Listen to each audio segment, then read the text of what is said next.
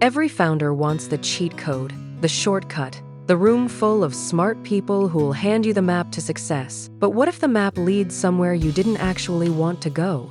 We're talking about accelerators and incubators, the billion-dollar industry built on the promise of turning your napkin idea into the next unicorn.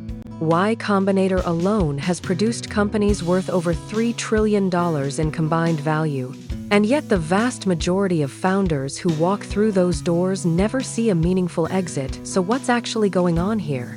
The pitch sounds perfect. Mentorship, capital, community, credibility, all in one tidy package with a bow on top. Think of an accelerator like a pressure cooker.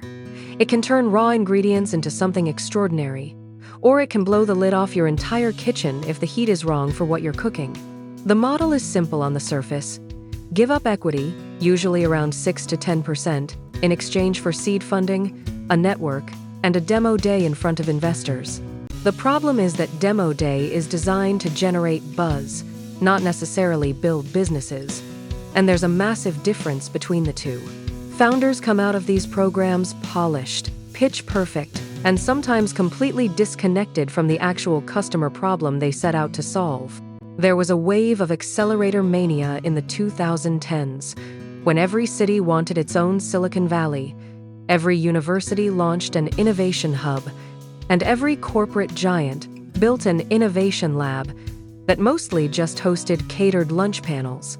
That optimism has cooled considerably, and now founders are quietly asking whether 3 months of intense programming and a small check is worth diluting your cap table before you've even found product-market fit. Psychologically, there's something seductive about being accepted. It feels like validation, like someone with authority finally said, "You're real." But acceptance into a program is not the same as building something people actually need. And confusing the two can send a founder chasing investor approval instead of customer obsession.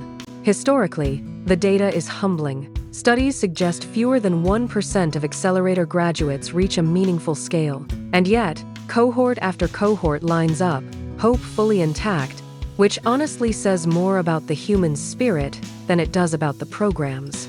Each generation of founders believes their batch is different. Their idea is the exception. And sometimes they're right, but mostly, the pattern holds.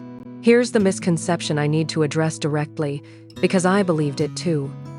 That having faith means you should grieve less, or faster, or more quietly. That is not faith. That is suppression wearing a cross or a mala bead, and it will absolutely come back to collect with interest. A common misconception is that if you didn't get into Y Combinator or Techstars, your startup is somehow less legitimate, which is genuinely one of the most destructive myths in the ecosystem.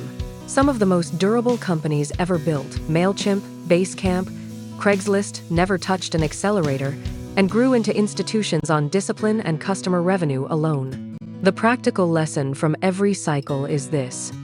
If you enter a program, go in with surgical intent, extract the network, stress test your assumptions, and protect your conviction from the groupthink that naturally forms when 60 founders are all breathing the same air.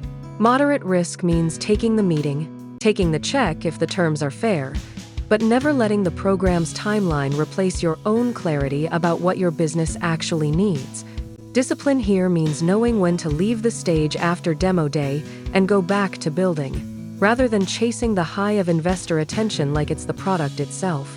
Position size, meaning how much of your company and your identity you put into any one program or mentor relationship, matters more than how prestigious the accelerator's brand is.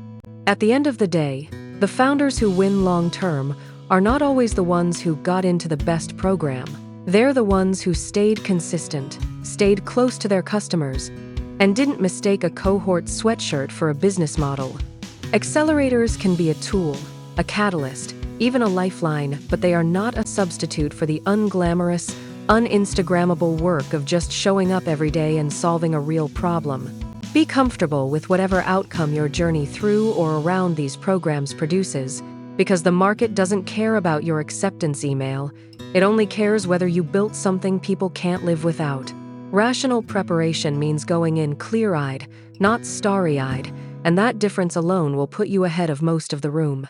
And if you're a founder who skipped the accelerator entirely and built something real honestly, that's the most underrated flex in tech.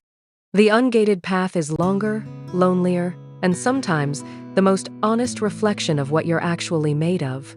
Whether you're building a startup, investing in real estate, or just trying to find the right lender to get your next project off the ground, we can help you take that next step. Check out our links in the description below.